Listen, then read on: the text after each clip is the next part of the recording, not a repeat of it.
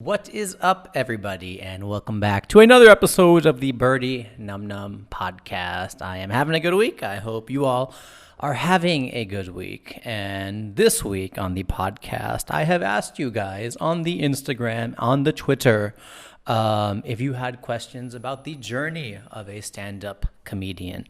And so, as we know, by looking at Google Trends and other tools on the internet and just common sense, stand-up comedy has been booming here in India. It's been beautiful. It's been lovely.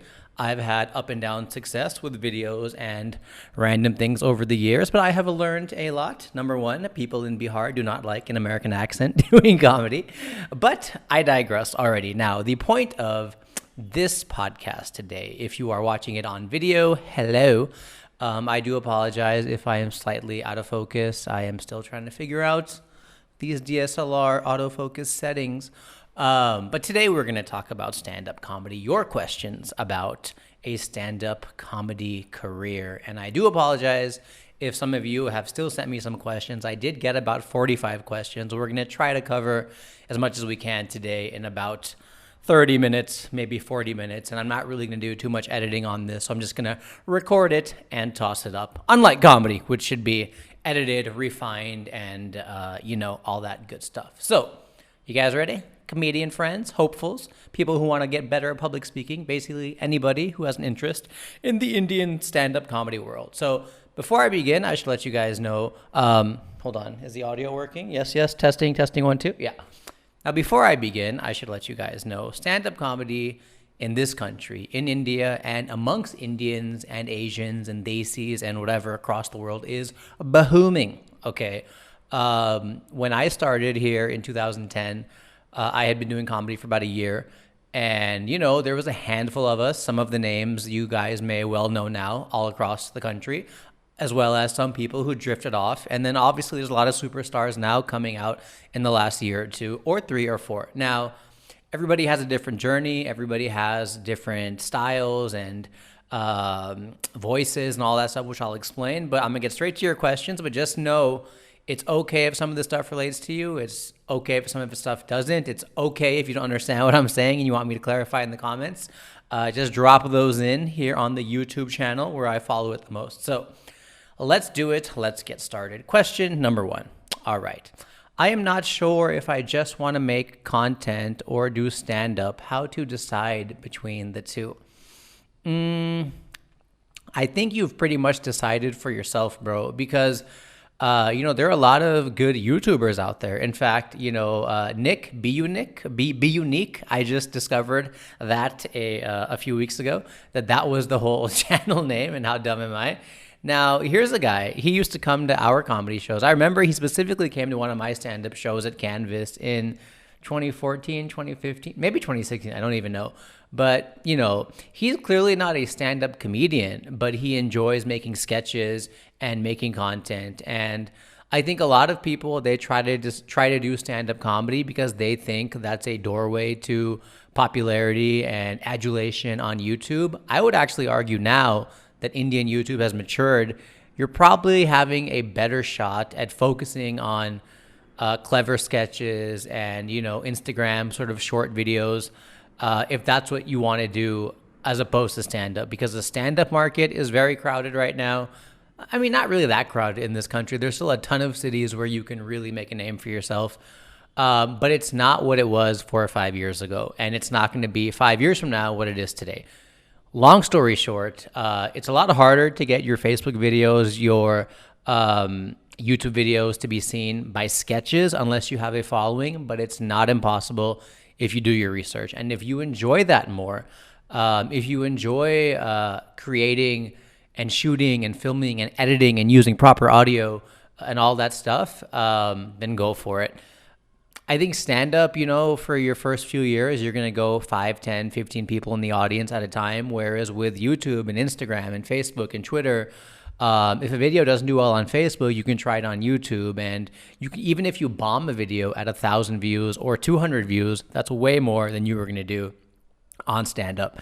And I wrote a post about this, which is the reason I'm doing this video now, even after the post was read by so many of you. which is basically like there are people who are recording stand-up comedy videos in this country in front of a green screen. I have a green screen right there back in that room, and they are doing very well, man. It's a different market, it's a different audience, but if you're not sure if you want to do content or stand-up, if you started today, I would suggest, number one, you could do both, but number two, if you are decent at content, if you know editing and filming and you can refine and reiterate, and your friends are genuinely saying it's funny, and strangers are chancing upon your YouTube videos like they have now for a lot of the big YouTubers here in India, then it's going to be much easier for you to do stand-up if and when you decide you still want to do it, as opposed to doing stand-up and going through that grind for a year or two and then realizing you got to do podcast video and then having your back against the wall when those platforms are a lot harder now to reach a big audience for. So I think, to be honest, if you have the time, and most of us do, I would say do both. But if you're just looking to be funny in front of anybody and you don't care if you're doing stand-up or you're doing like a sort of sketch video, then I would say play around with sketches because you're going to see probably a quicker return on your investment that's going to motivate you more. And if you do well, you will climb stand-up a lot faster because people will want to give you shows so that they can get audience to those shows. Speaking of audience, question number two, and my goodness, we are already at 6 minutes on one, so I'm going to try to make this faster. Question number two, how do you find your audience? You don't find your audience, bro. Your audience finds you. And by that, I mean, a lot of people, you're not going to see a 16-year-old talking about marriage is such bullshit. I can't believe it. And I don't think a bunch of uncles are going to want to hear the 16-year-old talk about how marriage is crap and the institution of marriage and all that stuff. So for most comedians, it's basically you're just throwing stuff at the wall and eventually you're seeing who responds. So let's take a silly example. Let's say you've been doing it for a year or two and, you have a good 10, 15, 20 minutes and people are laughing, but you notice a good chunk of the people who message you or who ask you when your next show is or when your next show is are young guys under 25 who are generally single and, looking for the same stuff, Tinder, going out, getting drunk, as opposed to another comedian, maybe all of his or her fans are women or stoners or Amit Tandon, who's been on my other podcast, all of his fans are more or less, above 35, 40-year-olds who are going to want to hear about kids. I will laugh at that stuff if I'm at that show, and I'm not too far from those ages, but I will laugh at that stuff for sure. But, I probably won't want to be a super, super fan unless I'm in that space because you could do one show or one routine about dating and Tinder and kids. You could do another one about working in IT and that sort of stuff.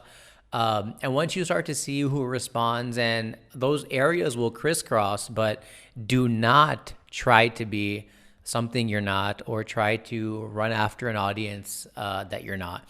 By that, I mean, if you are 16 and you're trying to write a show catering to people above 50, it's going to be very difficult. So talk about stuff talk about stuff you're going through, talk about stuff you're interested in. And that's how you kind of find your audience because you see who responds and then you iterate through that. You could be a very broad comedian who is playing to everybody, but it's going to be harder for you to go deeper and deeper.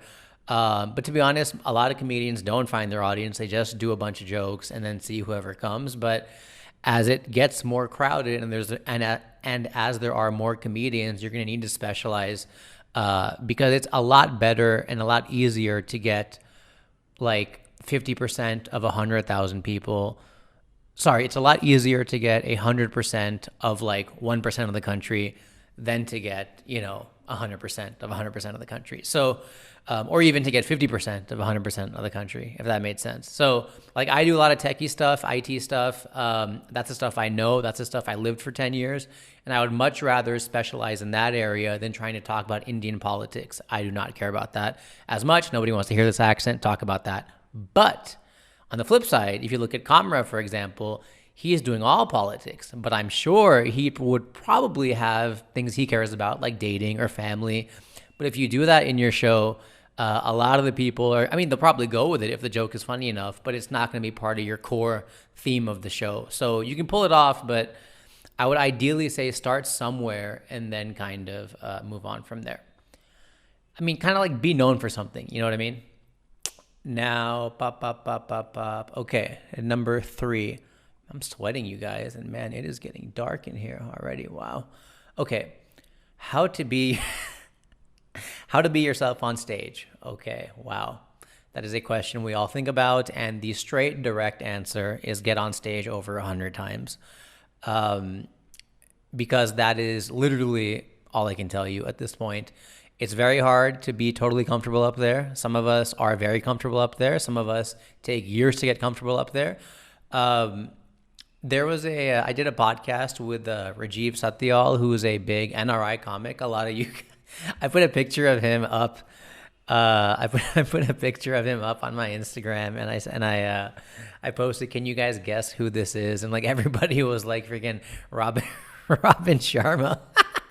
The guy's, I mean, anyways, whatever. So I put a picture of him. I put a picture of Sham Butt, who's like, been on my podcast as well, and he's a big psychiatrist in the country. And I put a picture of Rajiv, but Rajiv is a famous dude in the U.S. in the ABCD comedy scene. He had a video called "I'm Indian" that all the Bollywood celebs tweeted and stuff. But he was on the podcast, and he said something that I'll never forget, and it was, I'm an NRI impersonating another NRI's accent, but he was like, "You can tell, man, the way that like from the second somebody grabs the microphone, if they're comfortable." And you guys know what I mean, right? Like when you see like the guy kind of like, "Oh, hi guys, myself Jignesh," and blah, blah, blah, blah, blah. Like, okay, this guy, hi guys, myself Jignesh, and people say I look like a lesbian love child of my, like, okay, bro, we don't, okay, you're nervous, man. So it's so weird, but long story short, the more you get on stage, the more those kind of fears sort of melt away. Yeah, as my camera cracks out on me, and I know my wife is in the back room in that door right there, probably listening somewhere. Oh no, that's the front door, sorry, but the other door. But so you get on stage 100 times, and if you still don't know how to be yourself up there after 100 times, then I would say, start, I don't know, like, I mean, maybe do more public speaking or do other things. If you get this weird crippling sense of anxiety, I think after, you'll always be nervous, but I think by 100 times, most of that stage fright should sort of calm down, but you'll just have the kind of like excitement and jitters. But the caveat is, as you go from performing to 50 people to maybe one day you get a chance to perform for 500 or 1,000, all that shit comes over again. So let me change this. Perform 100 times at open mics, and then probably perform about 60, 70 times at big, bar shows for like 50 to 200 people. And then when you start doing theaters, you'll kind of start all over again. But I think after about 20 to 40 theater shows, you'll kind of have it where you'll still get a little bit nervous, but you'll be comfortable in your true essence up there. Okay. How to find your voice. Use Google Maps. I think, because most comedians do not have their voice. I personally, I'm 10 years in. I personally don't think I have my voice yet. I know it takes 10 years to get your voice, which I'm hoping I'm going to find it pretty soon. But I think most comedians don't. And the few who I would even argue most comedians in this country still have not found their true voice yet. I mean, a lot of them know what they want to talk about, but in terms of their comedic persona, they're very few. And the tough thing about having a voice is you got to defend it. You know what I mean? Like Sandeep Rao, who's a good friend of mine, can be very abrasive on stage, but that's how he is. He's a sweet guy, great human being, but cracks some really dirty jokes that does not go well for a lot of people. Off stage, gem of a person. Now, the issue with that is I'll always tell him, like, dude, why did you need to curse in that joke? Like, those aunties got awkward, then the next person had a tough time. But if you're unapologetic, that's part of having a voice as well. You got to stick to it. Now, there are some people who have characters. Amir Piran, some of you guys may or may not know him, but he's from Bangalore. He does this kind of like Borat-y, like, I want to make love to the woman, like that sort of thing. And a lot of comedians have these sorts of characters. Worldwide, obviously, if you look at somebody like Jesselnick, he has a very strong voice. And these are voices that are very kind of tangible that you can pinpoint, like, wow, that's his style. Bill Burr's voice obviously is very angry, ranty, but honest. And just when you think you kind of have it figured out, he flips it on you and tells you that he does yoga or drives a Prius or whatever. So I think most comedians, they do not find their proper voice yet. I'm sure there are a few in this country who are getting close. But I wish I had a good answer for you, bro. But all I can say is, as you're searching for your voice, whether or not you ever find it, is just try to be the most accurate representation of yourself that you are off stage, on stage.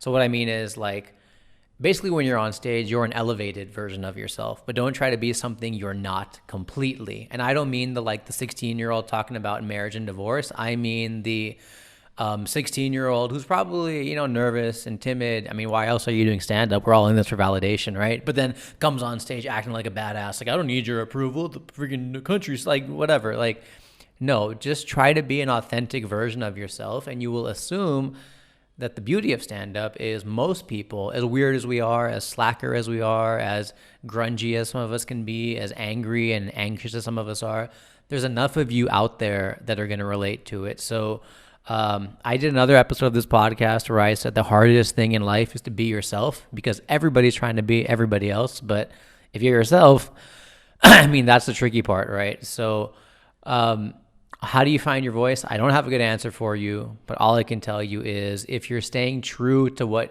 how you are off stage and being a better version of that on stage, I think you're probably going to get there. Otherwise, if you're just doing a character, I mean, go act in a movie or make a sketch out of that. I don't think Borat is Sacha Baron Cohen's voice, but I'm sure there's some of it of his personality and his alter ego and the stuff he really thinks that he can't say, which is why you channel that stuff through a character. But I could be wrong, but I wish I had a better answer for you. But all I can say is try to be a better version of yourself up there. All right.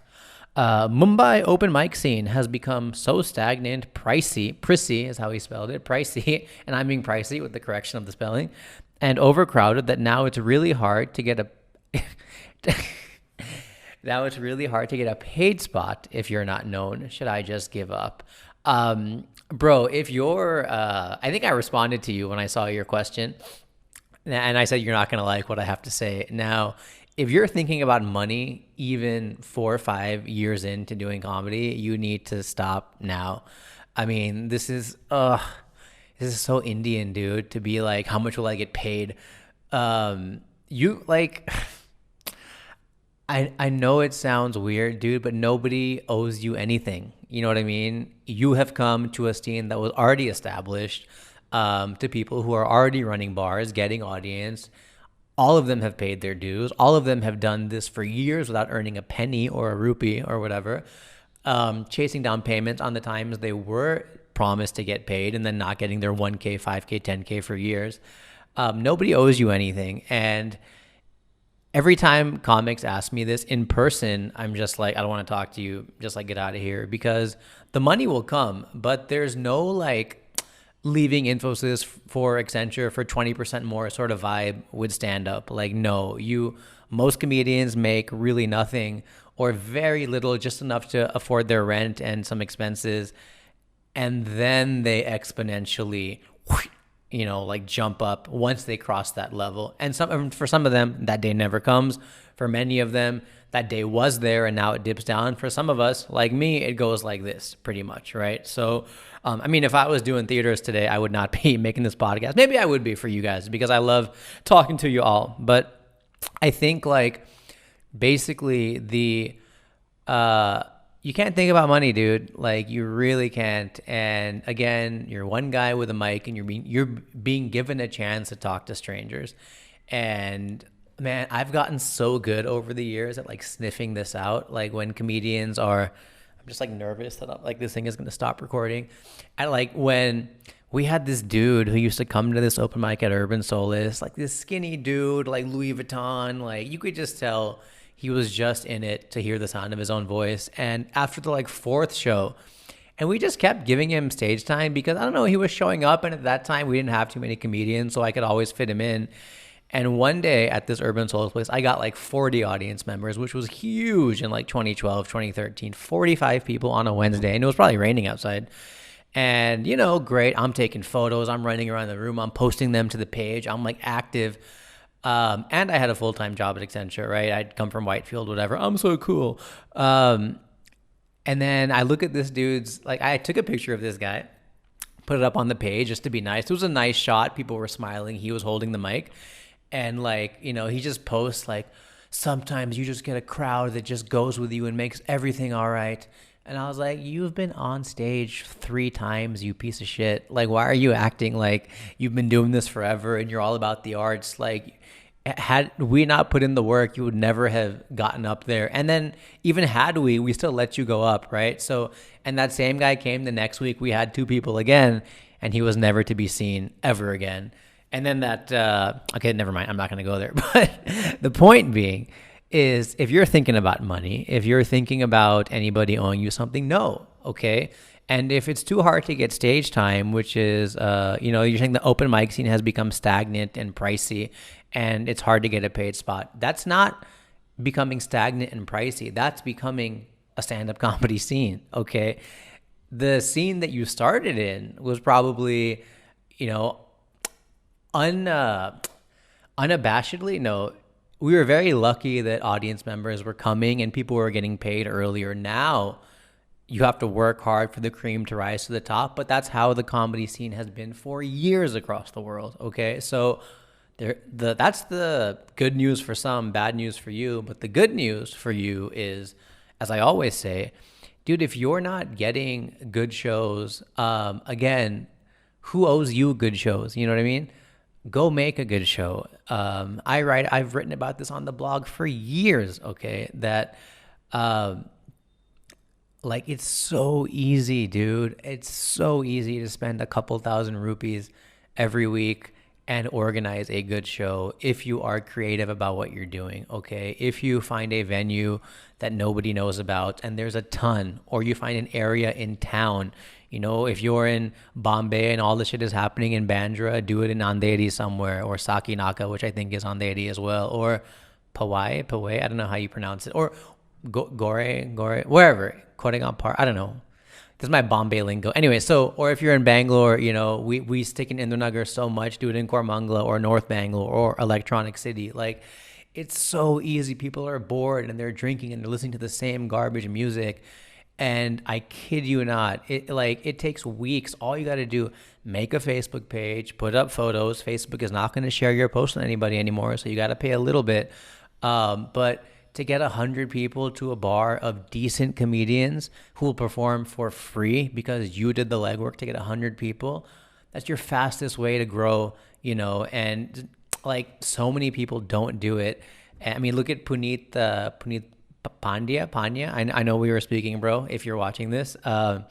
It's not hard. So point being, your question, open mic scene has become stagnant, Mumbai, pricey, and overcrowded. It's really hard to get a paid spot if you're not known. Should I just give up?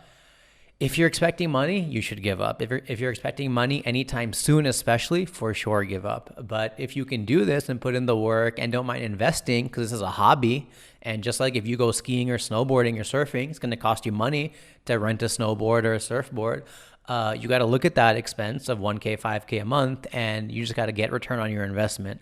I know a lot of guys who are horrible comedians, but run great rooms, and I will happily do their gigs because they're putting in the work, and some of them even steal jokes. And I'm like, we've said it 1,000 times, but I'm like, hey man, you do your shit, I'm going to do mine, but please try not to do that.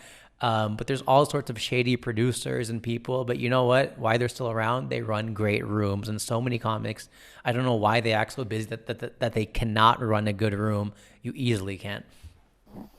All right. Wow. I'm not used to this lighting, you guys. This is really weird. Okay. So we covered those few. Now let's see. I'm going to try to go a little bit faster, but you know me, you guys, I get a little excited. Okay. How many open mics should I attend? I gave stand-up a shot after trying for 6 months, but then I gave up because I couldn't attend them regularly. I would say in your first year, because it'll take time to kind of get that, get going. I would say in your first year, you should probably try to attend 3 to 4 a week. What I mean by that is at least every other day. Otherwise, once or twice a week is really not going to do anything for you. I mean, some people are gifted. Maybe 1 out of 100 are gifted enough that they can do stand up 10 times and then get to a very good spot. There's a guy I know in Hong Kong, a Ben Quinlan. Works at like CNBC or does CNBC. I love that, by the way. That's his credit. Like, forget Comedy Central. You've seen me on CNBC giving stock advice or market advice. But he is a dude in Hong Kong who's very funny. And it doesn't seem like he goes to mics that often, but he's getting a lot of shows because I think naturally either he has the same hour he's been doing for years, or he's just a really good public speaker and can really just crank out material. And everybody has their own ways. But I think your first few years, you have to basically go to open mics about, I mean, a good rule of thumb would be 3 to 4 times a week. And then when you're really working on your 30 minutes to an hour for your, like, after 5-6 years in, you should be going 7 days a week, man. Like, there's no, especially if you're single and you're under 30, there is no excuse.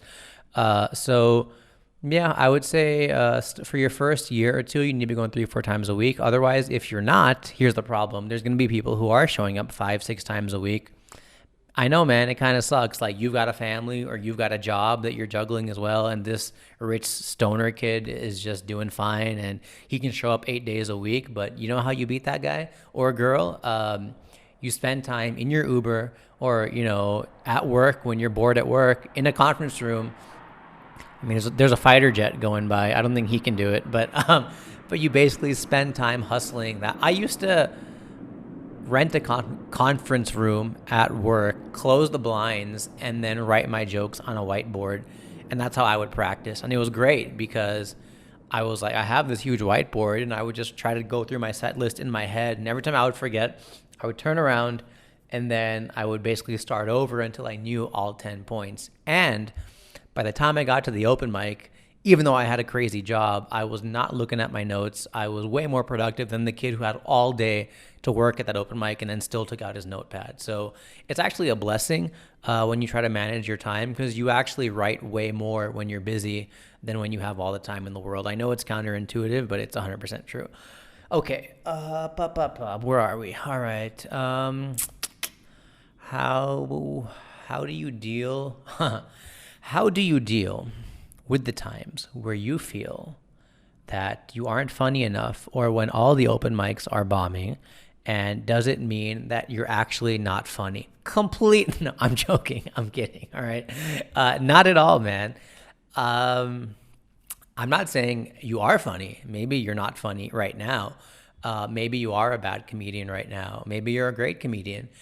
But, I think the litmus test is, if you've been doing this for 6 months or a year, watch a cell phone recording of you when you were doing it the first time, and watch a cell phone recording of you a year in or 6 months in, and notice how you're pacing back and forth. Notice where your hand is on the microphone. Notice how you're making eye contact with people. Okay, so how do you deal with the times where you feel that you aren't funny enough? Oh, bro. You have no idea how brutal some of these YouTube comments are, my friend. They are rough, okay? And here's the thing about YouTube comments, and I think I was talking to Kubra about this, is that it's kind of like a hair in your spaghetti or in your biryani or in your roti sabji. Even if you had a great meal and the best item, the best rajma, the best lasagna, the best pizza, that one hair ruins the last 30 minutes of your meal. So Daniel Kahneman, anybody? Remembering Self. Now, that's a book reference. How do you deal with the times where you feel that you aren't funny enough? I think in this career, okay, you need to literally not have an ego. And a lot of comedians do. A lot of successful comedians do. And I'm not saying they're bad people. I'm not saying they're not funny. Some of them are hilarious, okay? But the more you have an ego and the more you refuse to accept a learning that Other people have different tastes. You know what I mean? Some people like cherry pie. Some people like apple pie. You might have mango pie, if there's a thing called mango pie. I don't know. Raspberry pie. Ruby on Rails. So every comedian literally deals with this. Okay, there are comedians all across the world who have Netflix shows and Amazon shows, and tomorrow are gonna get way more. Even me, especially me. What am I saying? Not even me, especially me. But are gonna then have some kid who's 1 year in or 2 years in get 1 million views or 10 million views, and across the board, there are action stars who are 22 who are going to be way more famous than Will Smith tomorrow. And there's going to be a Bollywood girl who's the next hot chick or the next big dancer or whatever.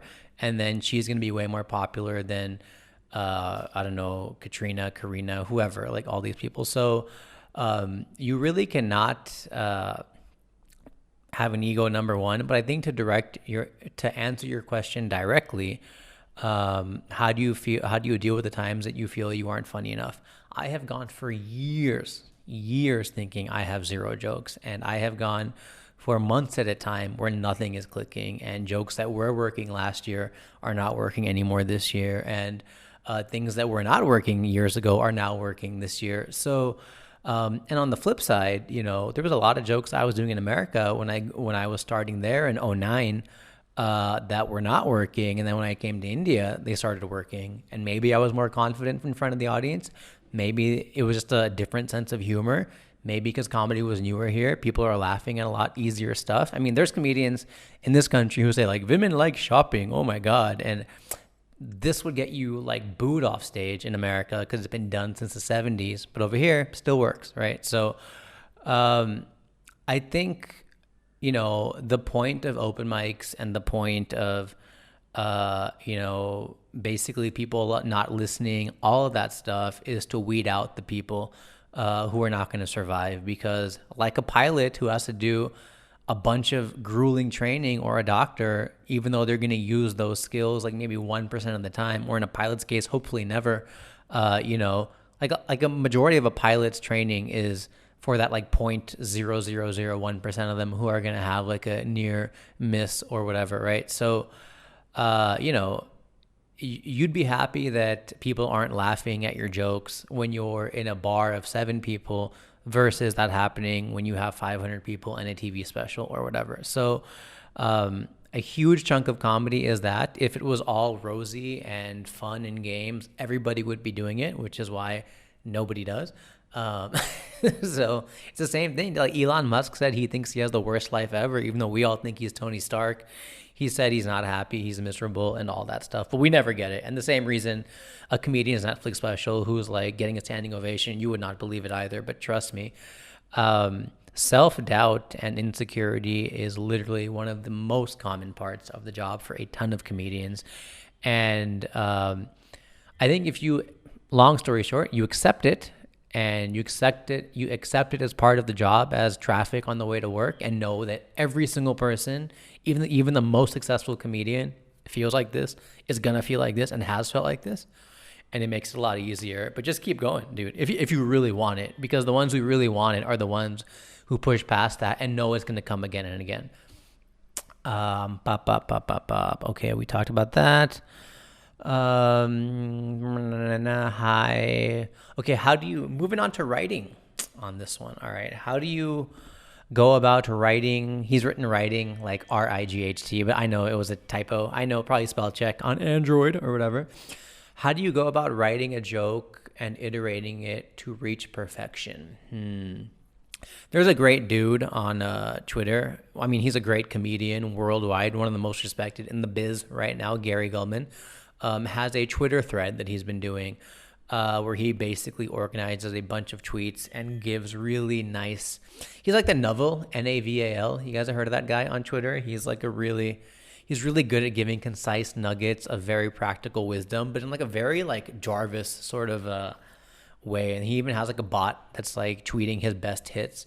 But there's a guy named Gary Gulman who's super funny, literally a great writer, and apparently the guy is like 6'9", so very intimidating as well. But I've never met him. Hope to very soon. So How do you go about writing a joke and iterating it on to reach perfection? So number one, a joke is never finished. Okay. Some people, my style is a lot more casual and conversational, and I love to kind of improv on the fly. That's just what's ended up working for me. My recent video I put out, the whole thing about IT jokes, again, playing to my audience. And then I did a thing about, taking a call from an Indian American in America while I was in India. And then at the end of that joke later, I have a callback to the same thing. That callback, I had been doing that joke for like 3 years, okay? And that callback that I added, which is all people are commenting about in the video, was added like a week before I did the recording, just as like a random thing I discovered on stage. So you'll never know when a joke is finished, but it's also like you might have a popular story that you tell your friends about how you got a job at Google or how you and this person started dating, or a funny date story. But the more you tell it, the more you're going to get better at it, the more you're going to be more confident at it. And I think with jokes, some people obsess so much, like they just stare at the joke, like thinking something is going to happen. But my rule of thumb is if you're getting a laugh every 10, 15 seconds on a joke and it's working and you've got like a 3 to 4 to 5 minute chunk of it, if there's more to be had out of it, and there always is, but you're comfortable looking for it, cool. But I feel 80-20 rule for the most part. Once you get a joke that's about, once you get like a 5 minute bit that's working and working well, I think 80% of the joke at that point is going to be done. Now you have an option. Do you retire that joke and put it online or whatever? Or do you kind of keep working on it? Now that's part of your working routine. I would say do that for a year, and every few weeks, every few days, every show, maybe even find tags, find callbacks, find ideas on how to make that joke more clever. And if the joke has kind of stayed frozen in time for a year or two, go ahead and just release it, because whether or not you like it or not, it's finished. And I think Gary Gulman or somebody else said,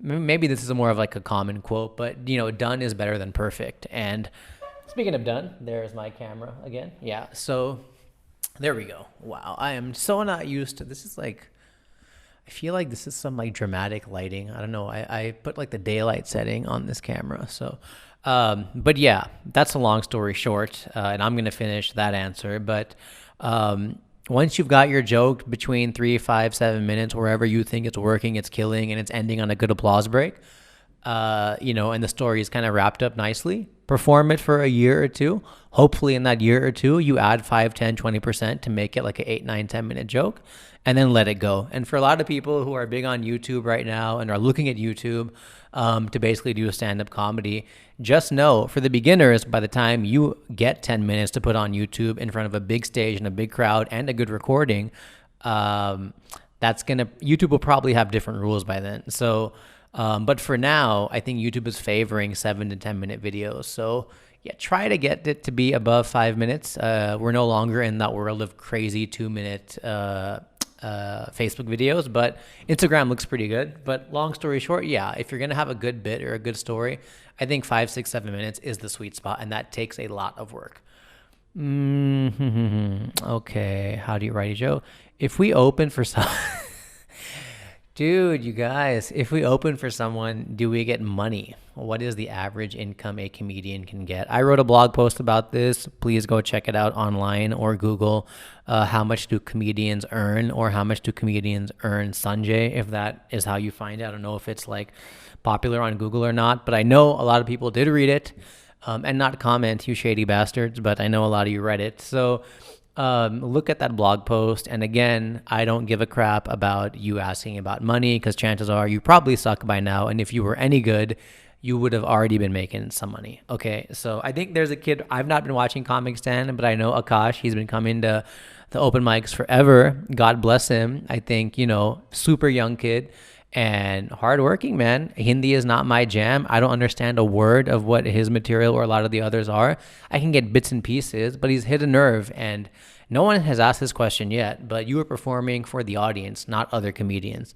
Most people, granted, your material is original and not stolen and not hacky, But most people try to impress other comics, and very few try to impress the audience and connect with the audience. And if you get a shot like a big plot, I mean, this kid has more views. I was just looking yesterday. I was hanging out with Praveen and the other comedians. This kid has more views than like all the judges of Comic Stand combined now. Like, that's how fast the country is moving with comedy, right? I've been doing comedy for 9 years. Some of my videos have 1 million, some have 2 million, some have like 100,000. But anybody who has been preparing for their shot can easily pick up 500,000 subscribers or 10 million views or whatever in like one go. So it's a gold rush right now, folks, but you got to get out there and do the work and mine for gold. Okay.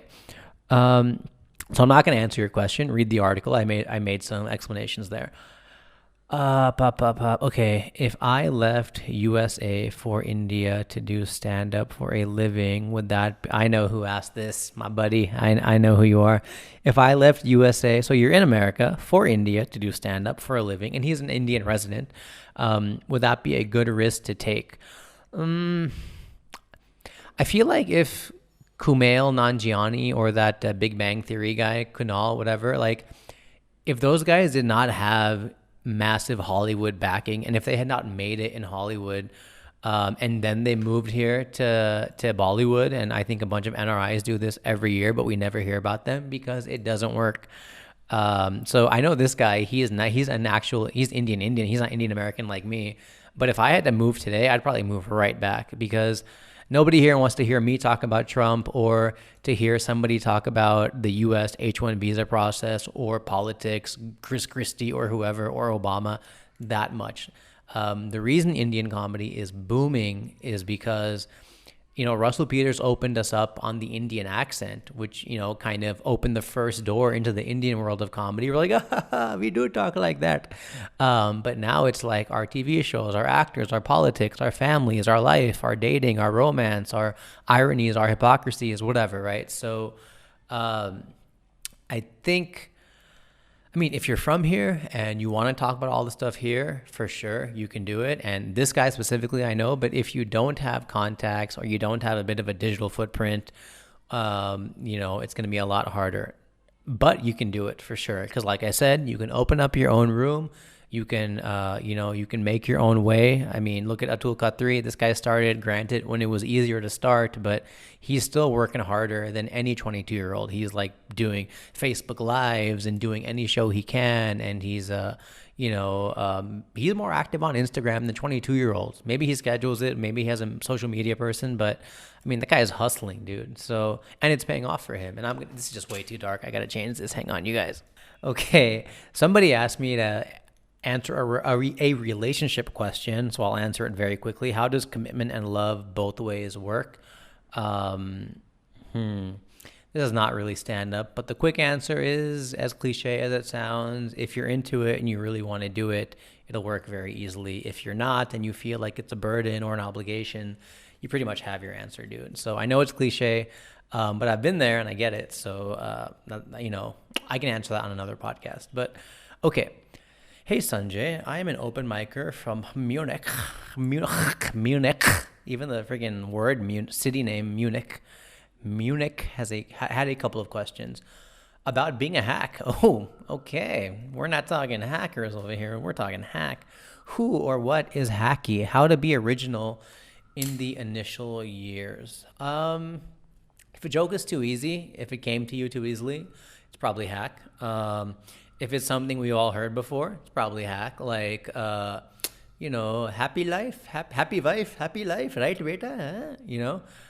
We've all done hack jokes. I have a video online that I'm not taking down yet because it's still gotten some views. And again, I was not that experienced into comedy when I was doing it, about Indian moms and how my mom always asked me what I wanted to eat as opposed to whatever my issues were. And that joke used to do very well. Obviously, I did that joke with one or two punchlines and then just like let it go online. Then, people are doing jokes all about Indian mothers and the type of sabjis they make and how they are when they travel and yada yada. So we've all done hack stuff. I've done Air India jokes. I still open at a corporate show with one hack joke because I don't know anything else that's going to get a bunch of uncles who don't know me to laugh. There's a difference between hack and stolen. So, I mean, you can have a hack joke about, fighting with your wife or your girlfriend that may not be so clever or original, but it at least, it's kind of like you're kind of seeing how far you can go with the audience. So, if there's a joke is too easy and you're getting away with it, aside from just trying to warm up the crowd, like if your closing joke is a hack joke, if your closing joke is Tushar Kapoor is a bad actor, or your closing joke is women like shopping, or Air India has big aunties who are stewardesses, which they don't anymore. By the way, I was on a flight and I was like, are you lost? So if that's kind of where you are, then I think you'll know. So hack stuff is pretty much things that, like anybody can do that joke. You know what I mean? Anybody can basically say that Anil Kapoor has hairy chest hair, or, like what's hacky in, like in America, like hacky club comedy is like, your wife has a headache because she's not in the mood or whatever. And so, or Thailand, oh, you went to Thailand, huh? Okay, happy ending, huh? Like all that stuff is done to death. Anybody could think of that stuff. So, now, there is a place for hackiness. Again, if you find yourself in a horrible show somehow because you needed the money and it's like an apartment community and all they're going to laugh at is that lame Uncle Auntie humor, as long as it's original and not stolen, just get out of there and get your check for the time being, right?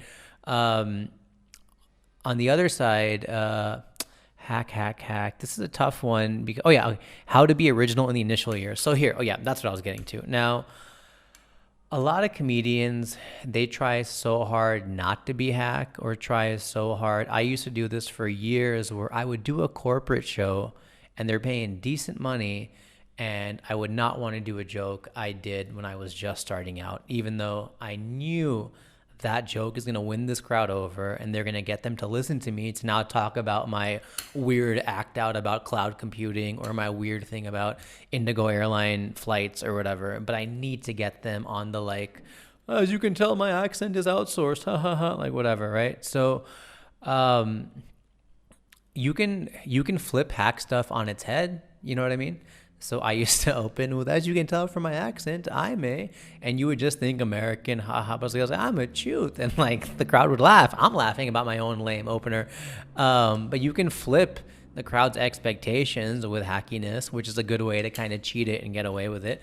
But you will know, bro. You will know deep down if something is hacky. And what's so funny is when comedians like try to call out others, like, bro, that thing you said about Air India having auntie stewardesses, like that was mine. Like, no, it wasn't, dude. I used to be so annoyed at Sandeep. Like in 2011, I would do a joke about how in America, the word roadie is a bad word. Like, it's not a good word. It means you like sleep around with the band or whatever. And we have a show called Roadies here.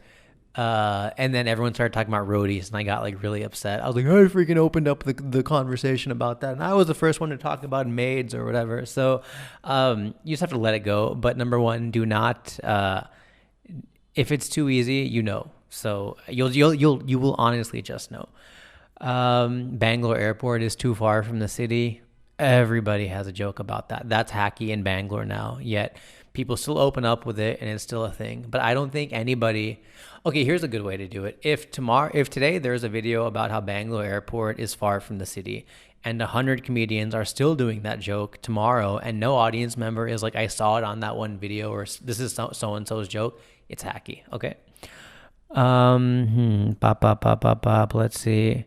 How to be original in the early years. Yes, so again, play to the audience, but earn the respect of the back of the room. You know what I mean? So I've never seen a comedian destroy for the audience and then another comedian say, well, yeah, but you could have done that joke better. No, as long as it's original and clever, you'll have the respect of the comedians. Most comedians will only think you are hacky or unoriginal if they can very easily pinpoint that that's a Chappelle or a Bill Burr or Bill Hicks joke.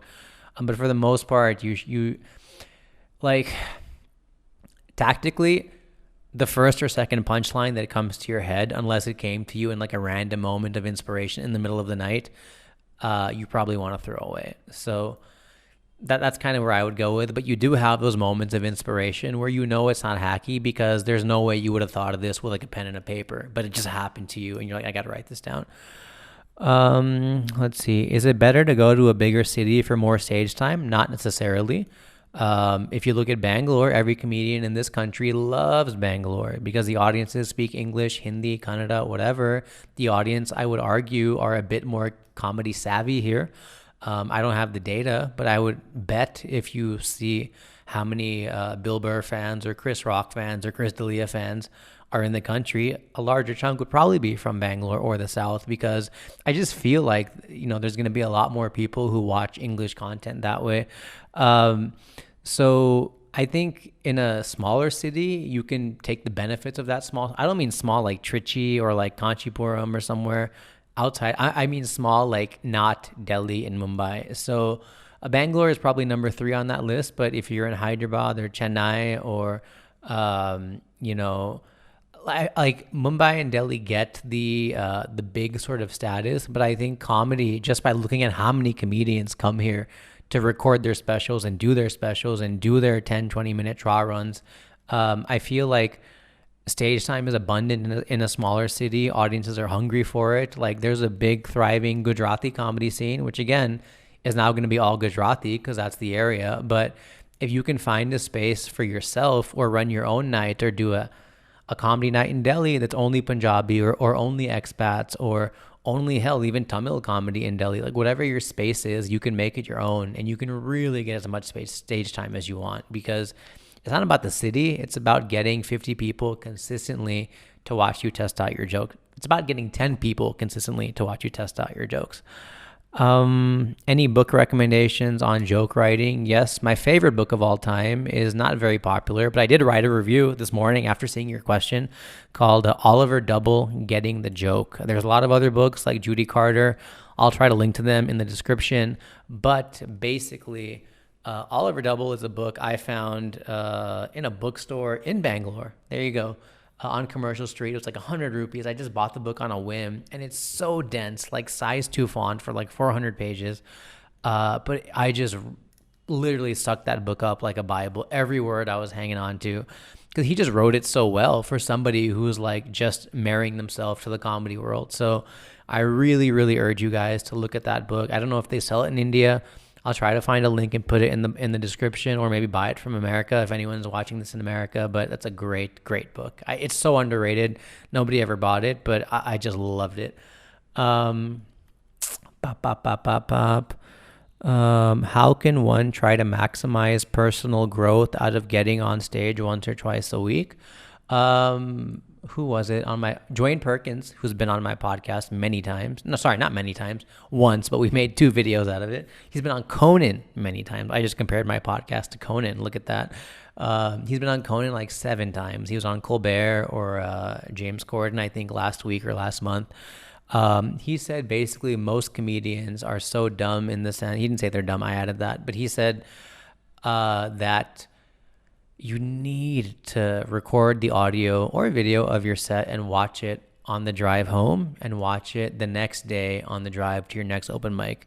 If you can do that, you've actually performed 5 times that week as opposed to 2, because a lot of comedians do the exact same 6-7 minutes the next day rather than doing the homework. And I mean 7 minutes in your Uber to avoid you from looking at Instagram or what. 7 minutes, dude. You can't watch your shit. If you can't watch your shit twice, how is Netflix going to? Or how is like anybody else going to? But most comedians don't. And you need to, because if you do that, you will grow a lot faster. So I think that's how you can maximize your personal growth.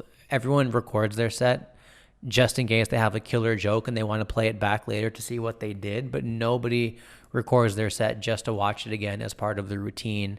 And if you do that, I guarantee you'll be miles ahead. Any tools for documentation? I use Google Keep. What's your favorite?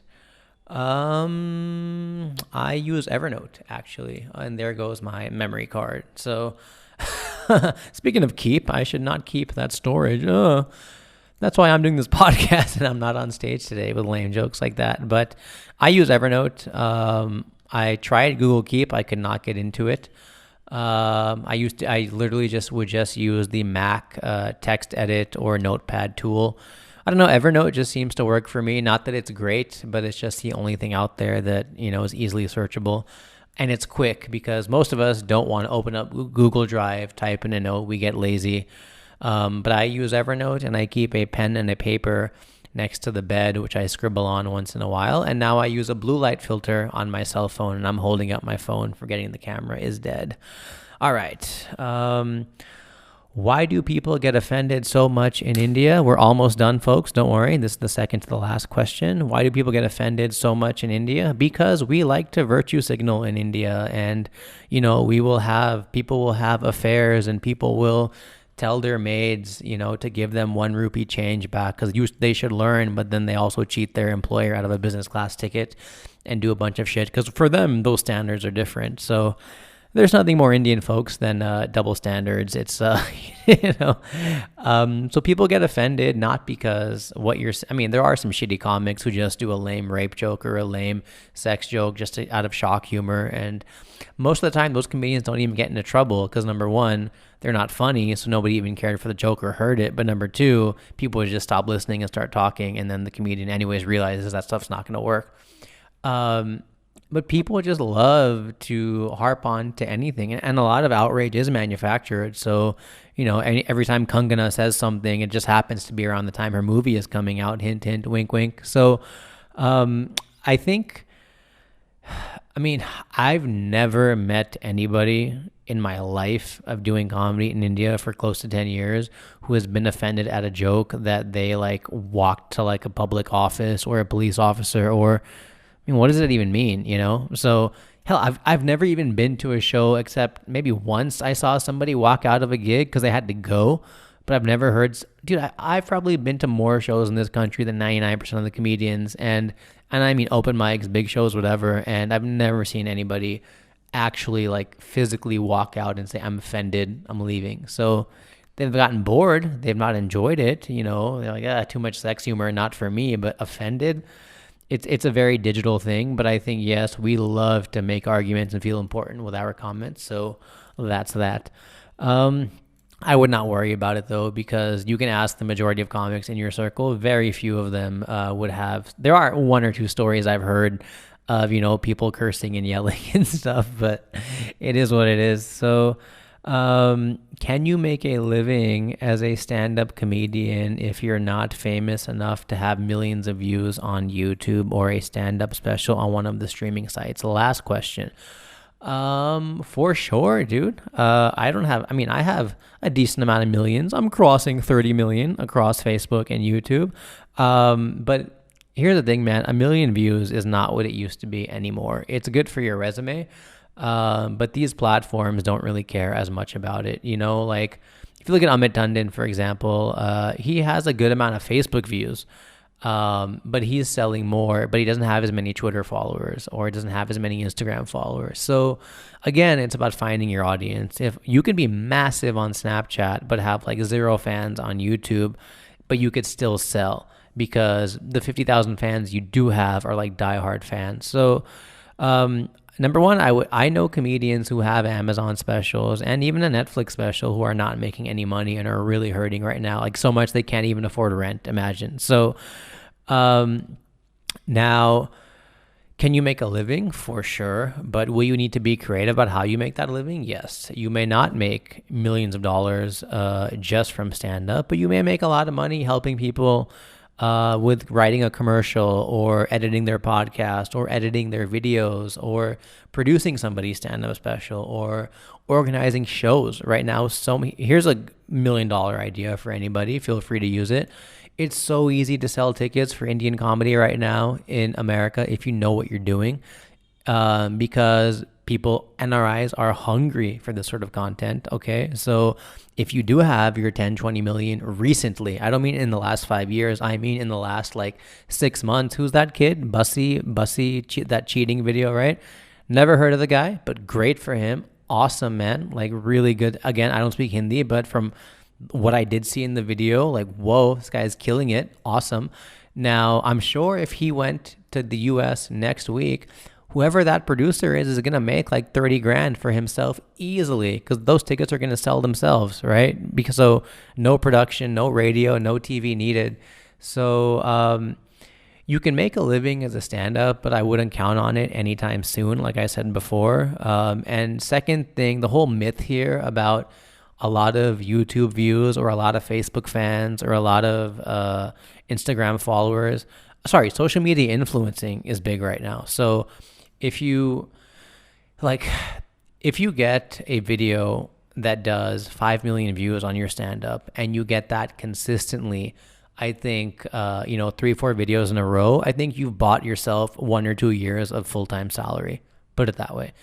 But if you're not reinvesting that back into doing shows in auditoriums or going on tour or doing more open mics so you can have another video with fresher jokes, that money is going to dry up very quickly. So, and great, now the construction is starting. So that is pretty much, I could talk about that a lot more, but that's it for volume 1, you guys, of how to do stand-up comedy here on the Birdy Num Num podcast. And questions, comments, let me know. I will get to you guys another time, but I do appreciate all your questions. If I missed out on some, I apologize. So yeah, hope that helped, and let me know. Thanks, guys. Bye. Birdy Num Num. Birdy Num Num. A Birdy Num Num.